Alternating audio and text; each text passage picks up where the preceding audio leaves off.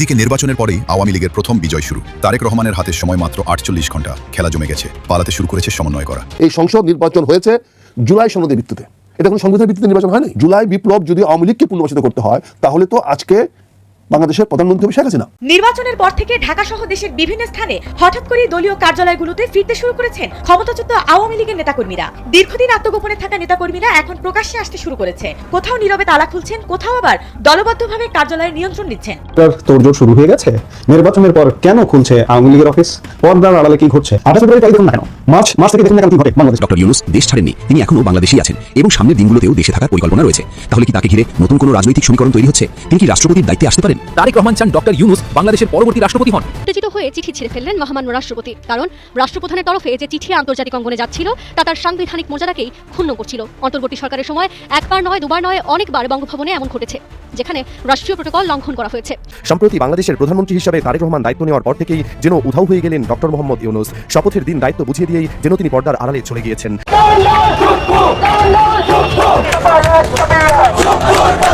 আসসালামু আলাইকুম, জানিয়ে দিব এইমাত্র পাওয়া সর্বশেষ গুরুত্বপূর্ণ আপডেট খবর। দর্শক, এত সময় শুনছিলেন সংবাদ শিরোনাম, এবার থাকছে বিস্তারিত। তার আগে ছোট্ট রিকোয়েস্ট করতে চাই, যারা এই ধরনের নিউজ দেখতে ভালোবাসেন দেরি না করে চ্যানেলটি সাবস্ক্রাইব করে বেল আইকনটি অল করে দিবেন। তাহলে কথা লম্বা না করে চলুন একের পর এক ভিডিও দেখতে থাকি।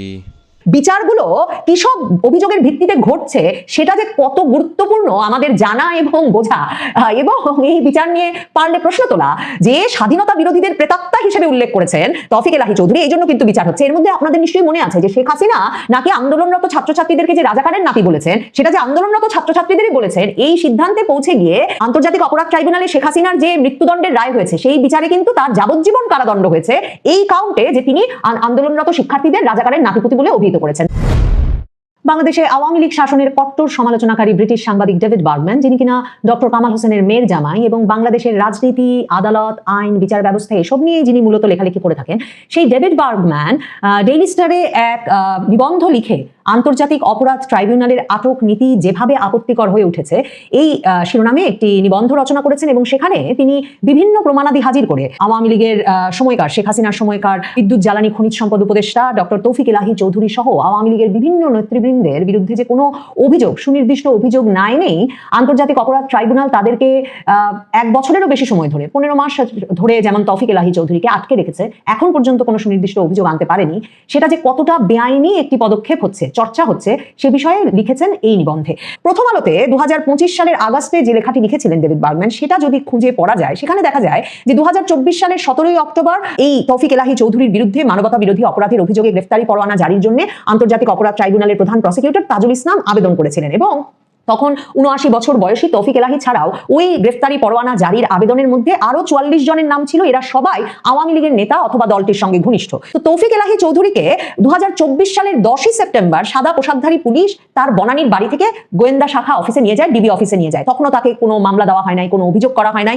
এবং পরদিন ভোরে ম্যাজিস্ট্রেট আদালতে তৌফিক এলাহি চৌধুরীকে জানানো হয় যে 19 জুলাই 2024-এর 19 জুলাই উত্তর বাড্ডায় বিক্ষোভের সময় সুমন শিকদার নামের এক ব্যক্তিকে হত্যার ঘটনায় জড়িত থাকার অভিযোগে তাকে গ্রেফতার করা হয়। মানে এখানে বলতেই হয় যে 79 বছর বয়সী তৌফিক এলাহি সহ বাংলাদেশ জুড়ে এই কাজটাই কিন্তু ইউনূস আমলে করা হয়েছে। এবং এই যে আন্তর্জাতিক অপরাধ ট্রাইব্যুনালে তাজুল ইসলামের আদালত যেমন এই কাজ করেছে, পুলিশ, বিচার ব্যবস্থা, আইন উপদেষ্টা আসিফ নজরুলের নির্দেশে এই কাজটাই সারা বাংলাদেশ জুড়ে করেছে। যে বিভিন্ন হত্যা মামলায় নাকি যেই মামলার কোনোটি আসলে বিচার কাজ শুরু হলে প্রমাণ করা যাবে না, কোথায় 79 বছর বয়সী তৌফিক এলাহি ঢাকায় বসেছিলেন কিংবা বনানীতে তার বাড়িতেই ছিলেন, আর তিনি নাকি হত্যা করেছেন উত্তর বাড্ডায় বিক্ষোভের সময় সুমন শিকদার নামে এক ব্যক্তিকে। এবং এই যে শত শত ব্যক্তিকে একজন ব্যক্তির হত্যার জন্য মামলা দিয়ে দেওয়া, এগুলো কিন্তু কখনো আদালতের বিচার প্রক্রিয়ায় টিকবে না, কখনো এই বিচার, এই ফৌজদারি বিচার করে আনা সম্ভব না। কিন্তু এই যে বিনা বিচারে মাসের পর মাস আটকে রাখা, এই উদ্দেশ্যেই কিন্তু এই মামলাগুলো দেওয়া হয়েছে। এখন এরপর ডেভিড বার্গম্যান বলছেন ওই মামলায় 179 জনের নাম, মানে উত্তর বাড্ডায় 19 জুলাই ওই সুমন শিকদারকে হত্যার জন্য 179 জনের নাম উল্লেখ করে আসামি করা হয়েছিল। তার মধ্যেও তৌফিক এলাহি চৌধুরীর নাম ছিল না, কিন্তু আরো 250 জনকে ওই এক ব্যক্তিকে হত্যার অভিযোগে অজ্ঞাতনামা আসামি করা হয়েছে। এবং যখন তৌফিক এলাহি চৌধুরীকে গ্রেফতারের পর এই মামলায় গ্রেফতার দেখানো হয়, তখন পুলিশ আদালতে দাবি করে ওই মামলায় যে আরো 250 জন অজ্ঞাতনামা আসামি আসামি আছেন তাদের মধ্যে জনাব চৌধুরী একজন। ডেভিড বার্গম্যান এরপরে বলছেন যে এরপর 4 দিনের জন্য পুলিশ হেফাজতে রিমান্ড মঞ্জুর করা হয়, তাকে কারাগারে পাঠানো হয়। গ্রেফতারের সময় এবং পরের 10 মাসে ওই হত্যাকাণ্ডে তৌফিক এলাহী চৌধুরীর জড়িত থাকার কোনো প্রমাণ, ফটো, ভিডিও, ব্যাংক হিসাবের বিবরণ, মুঠোফোনের বার্তা ইত্যাদি পুলিশ উপস্থাপন করতে পারেনি। এমনকি তার পরিবার জানাচ্ছে, তৌফিক এলাহী চৌধুরীর পরিবার জানাচ্ছে যে রিমান্ডে পুলিশ এমনকি ওই হত্যাকাণ্ড সম্পর্কিত কোনো প্রশ্ন করেন, এই প্রশ্নই ওঠে না। পুলিশের কোনো সদস্য বা কর্মকর্তাও তো বিশ্বাস করেন না যে সুমন শিকদার নামের ওই ব্যক্তি হত্যাকাণ্ডে 179 জন নাম জানা আর 250 জন অজ্ঞাতনামা একসাথে ছুটে গিয়েছিলেন এবং তার মধ্যে তৌফিক এলাহী চৌধুরী ছিলেন। কাজেই রিমান্ডে একেবারে অন্য প্রশ্ন করা হয় তাকে। বাড্ডার মামলায় তিনি কারাগারে থাকা অবস্থাতেই 27 অক্টোবর আইসিটির গ্রেফতারি পরোয়ানা অনুযায়ী এর 1 সপ্তাহ পরে 27 অক্টোবর তৌফিক এলাহী চৌধুরীকে আরো 13 জন আসামির সঙ্গে ট্রাইব্যুনালে, আন্তর্জাতিক অপরাধ ট্রাইব্যুনাল, মানবতা বিরোধী অপরাধের মামলার বিচার করবে সেখানে তাজুল ইসলাম, সেখানে তাকে হাজির করানো হয় এবং গ্রেফতার দেখানো হয়। এবং কিসের ভিত্তিতে সে সময় মানবতা বিরোধী অপরাধের দায়ে আন্তর্জাতিক অপরাধ ট্রাইব্যুনালের আসামি হিসেবে তাকে গ্রেফতার করা হচ্ছে সে সম্পর্কিত কোনো তথ্য তৌফিক এলাহী চৌধুরী পান নাই। মানে ডেভিড বার্গম্যান তৌফিক এলাহী চৌধুরীর এই ঘটনাটিকে একটা উদাহরণ হিসেবে হাজির করছেন, কিন্তু এটাই আন্তর্জাতিক অপরাধ ট্রাইব্যুনাল করে আসছে। তাজুলের মামলা ট্রাইব্যুনাল চলছে কিন্তু এই নিয়মে, এবং সেখানে তখন ডেভিড বার্গম্যান মনে করাচ্ছেন যে আইসিটির নিয়ম অনুযায়ী একজন আসামিকে গ্রেফতারের সময় বা পরে অভিযোগের একটা কপি সরবরাহ করতে হবে। এর মধ্যে কিন্তু শুনানির সময় রীতিমতো ট্রাইব্যুনালে আসামি পক্ষের আইনজীবী আর তাজুলের আইনজীবী মানে প্রসিকিউশনের মধ্যে এই নিয়ে বিতণ্ডা হয়েছে, রিপোর্টিং হয়েছে যে আসামি পক্ষের আইনজীবীরা বলছেন যে শুনানি শুরু হয়ে গেছে, জেরা শুরু হয়ে গেছে, সাক্ষী এসে সাক্ষ্য দিচ্ছেন, অথচ তারা কেন তাদের আসামি কোন অভিযোগে গ্রেফতার সেই অভিযোগের কপি পাননি। তো তৌফিক এলাহী চৌধুরীর ক্ষেত্রেও এই ঘটনা ঘটেছে।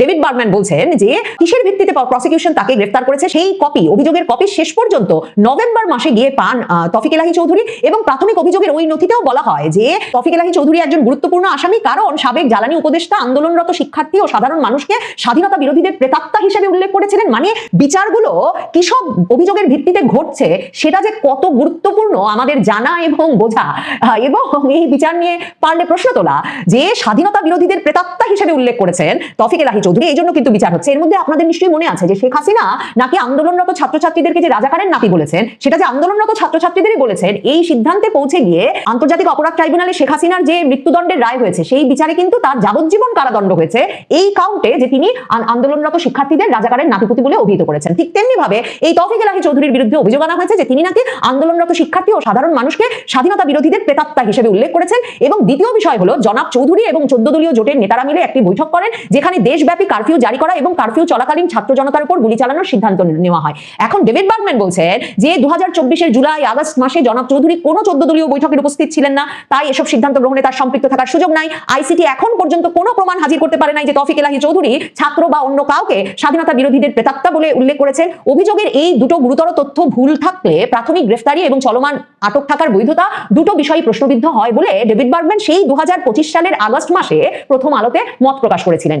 এরপর তো আরো 6 মাস কেটে গেছে এবং এখন 15 মাস ধরে তৌফিক এলাহী চৌধুরী আটক থাকার পর ডেইলি স্টারে ডেভিড বার্গম্যান লিখছেন যে এই যে তাকে আটক রাখা হচ্ছে এই দীর্ঘ সময় ধরে কোনো সুনির্দিষ্ট অভিযোগ বা কোনো প্রামাণ্য যুক্তি, সাক্ষ্য, প্রমাণ তার বিরুদ্ধে হাজির করতে না পারার পরেও এটাকে ডেভিড বার্গম্যান সরাসরি যথেচ্ছাচার, আরবিট্রারি ডিটেনশন হিসেবে অভিহিত করছেন এবং বলছেন ট্রাইব্যুনালের নিজস্ব কার্যবিধির অধীনেও খুব সম্ভবত এটা অবৈধ। তিনি বলছেন যে আইসিটির আন্তর্জাতিক অপরাধ ট্রাইব্যুনালের কার্যবিধির 9-5 ধারায় বলা হয়েছে তদন্তকালীন সময়ে কোনো আসামি হেফাজতে থাকলে বিধিমালার অধীনে গ্রেফতারের 1 বছরের মধ্যে তদন্ত কর্মকর্তা তদন্ত সম্পন্ন করবেন। উপযুক্ত নির্ধারিত সময়ে তদন্ত সম্পন্ন করতে ব্যর্থ হলে ট্রাইব্যুনাল নির্ধারিত কিছু শর্ত পূরণ সাপেক্ষে আসামিকে জামিনে মুক্তি দিতে পারে। তবে ব্যতিক্রমী পরিস্থিতিতে তদন্তের মেয়াদ ও আসামিকে হেফাজতে রাখার আদেশ আরো 6 মাস পর্যন্ত বাড়াতে হতে পারে। তার মানে ডেভিড বার্গম্যান বলছেন গ্রেফতারের 1 বছরের মধ্যে তদন্ত সম্পন্ন করতে হবে। দ্বিতীয়ত সেই সময়সীমার মধ্যে তদন্ত শেষ না হলে শর্ত সাপেক্ষে আসামিকে মুক্তি দেওয়া যেতে পারে। তৃতীয়ত 1 বছরের বেশি সময় আটক রাখার অনুমতি কেবলমাত্র ব্যতিক্রমী পরিস্থিতিতে দেওয়া যেতে পারে, যেটার ব্যাখ্যা লিখিতভাবে যুক্তি সহ প্রসিকিউশনকে উপস্থাপন করতে হবে। দেখেন এক্ষেত্রে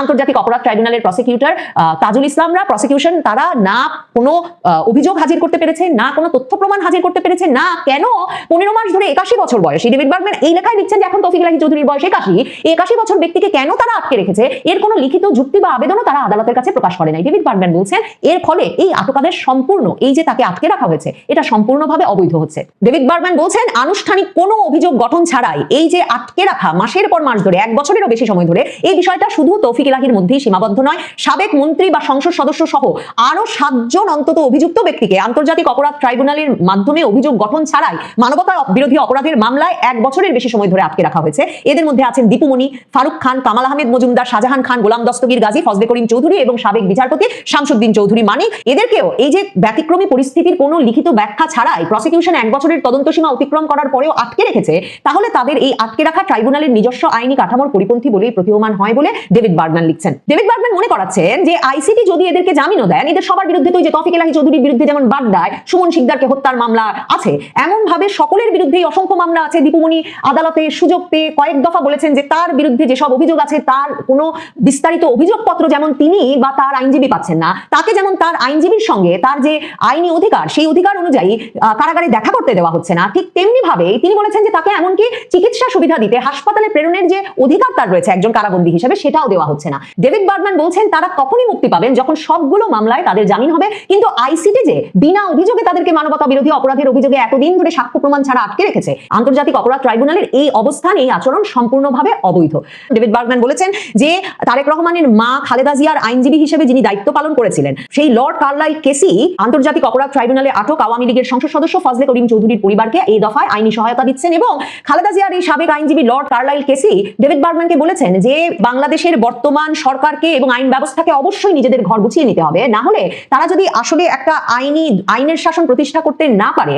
লর্ড কার্লাইল কেসি বলছেন যে এই যে বিনা অভিযোগে বিনা সাক্ষ্য প্রমাণে মানুষকে বছরের পর বছর আটকে রাখার এই প্রথা যদি চলতে দেয় বর্তমান সরকারও, তাহলে কমনওয়েলথ দেশগুলোর মধ্যে একটা সম্পূর্ণ বিচ্ছিন্ন অবস্থানে চলে যাবে বাংলাদেশ। ডেভিড বার্গম্যান বলছেন যে তারেক রহমান যেমন বলেছেন যে বাংলাদেশে আইনের শাসন দিয়েই শান্তি প্রতিষ্ঠা সম্ভব, তার মা খালেদা জিয়ার সাবেক আইনজীবী লর্ড কার্লাইল কেসি এই আন্তর্জাতিক অপরাধ ট্রাইব্যুনালে যে অবৈধ প্রক্রিয়ায় বিচার চলছে সে কথা উল্লেখ করে, প্রিয় দেশবাসী, আপনারা যে যেখান থেকে ভিডিওটি শুরু থেকে শেষটা মাত্র দেখছেন, আপনাদের সকলকে জানাই অসংখ্য ধন্যবাদ।